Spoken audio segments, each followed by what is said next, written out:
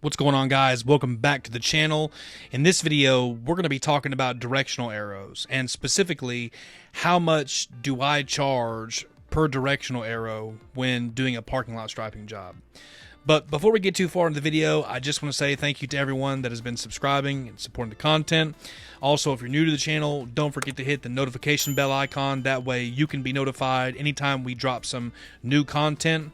Also, I want to say that if you are not yet in the Discord group chat and you're new to the industry, I highly recommend that you reach out to me. My phone number is in the channel description of my YouTube channel. And there, just send me a text message, tell me that you're interested in joining the Discord, and then I'll send you a link to join the group chat. It's very helpful so far. There's a lot of guys in there talking about pricing, estimation, business ideas, tactics, marketing, so on and so forth. People sharing and exchanging ideas, troubleshooting, so on and so forth. If you're just getting started, this would be very, very helpful for you to actually join the group. It's free to join, doesn't cost you anything, and then you're going to have access to a bunch of other people that are actually doing parking lot striping jobs. So as you're on your journey, you'll have people to connect to and reach out to. That way, if anything goes wrong, you won't be alone, and you'll have other people to share your successes, failures, and so on and so forth. So if you want to join the Discord, don't forget to reach out to me. My phone number's on the channel. And we'll get that link sent over to you. That way you can join the group. All right, now let's talk about directional arrows.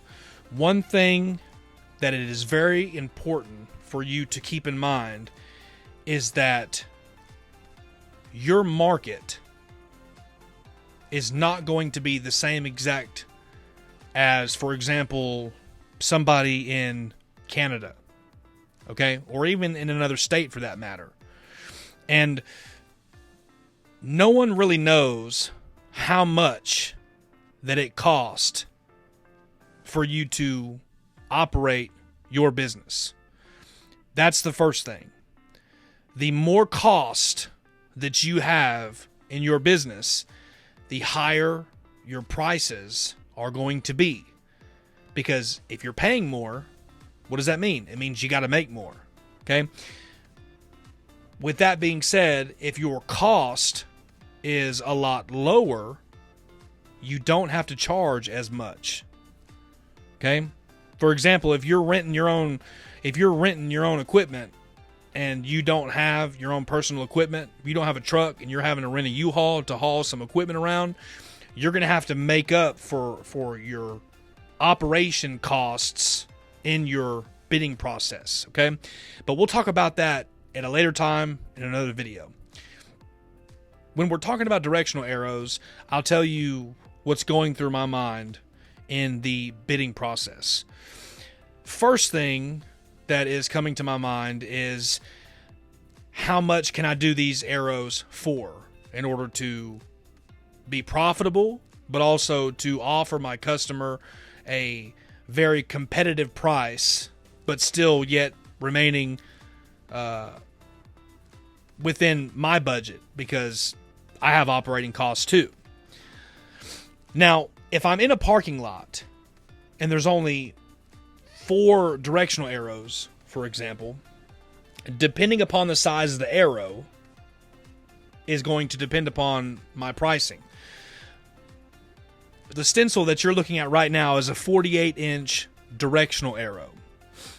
When I charge these arrows, especially the 48-inch, I'm looking to get about $25 to $30 per directional arrow if there are less than 10 directional arrows in the parking lot. All right? Now, my break number is 10.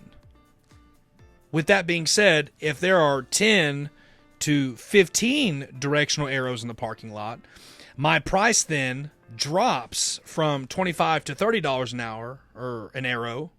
My price then drops from $25 to $30 an arrow to $15 to $20 each directional arrow, if there's more than 10 on the parking lot. Because I still want to remain profitable, but I don't want to charge people so much. Okay?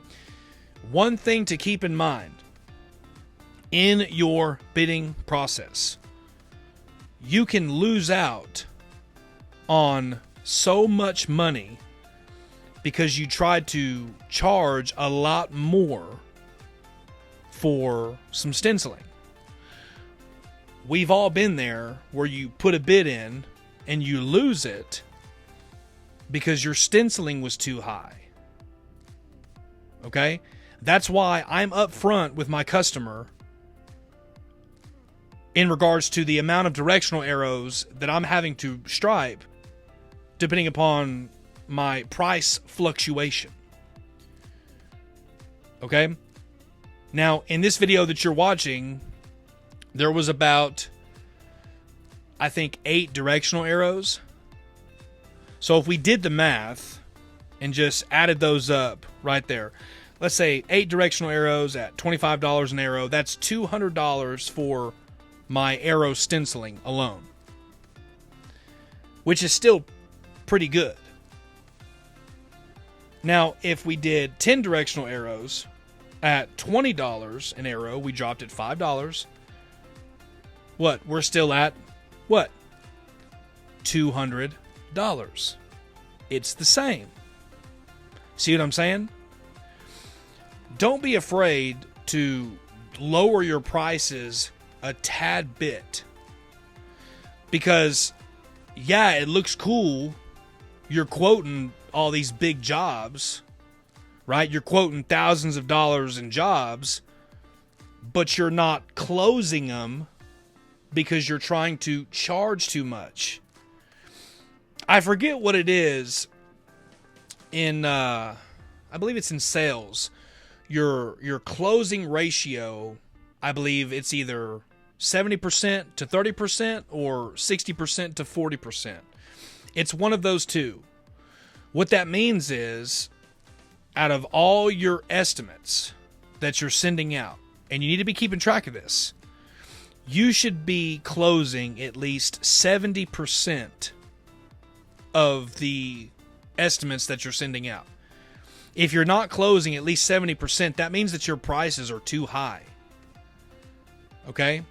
If you're closing 100%, which, I mean, realistically would be amazing, but that kind of gives you the indication that your prices are too low.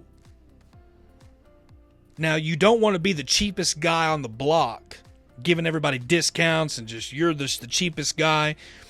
You don't necessarily want to do that because then you'll get a reputation for doing favors for everybody. But you do still want to be profitable. As it pertains to pricing in these directional arrows, I have come to find out that that's what works for me. If it's more than 10 arrows, I drop my price. If it's less than 10 arrows, my price stays the same. But we did the math a minute ago, and it ended up being the same amount.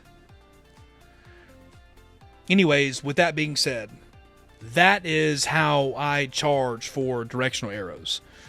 Anyways, guys, thanks for watching the video. If you're watching the channel but you're not yet subscribed, don't forget to hit the subscribe button and the notification bell icon because it really, really helps me out. The channel is continuing to grow, and it's amazing for what we've seen so far, but I still believe that we can do better. And I look forward to producing more content for you all.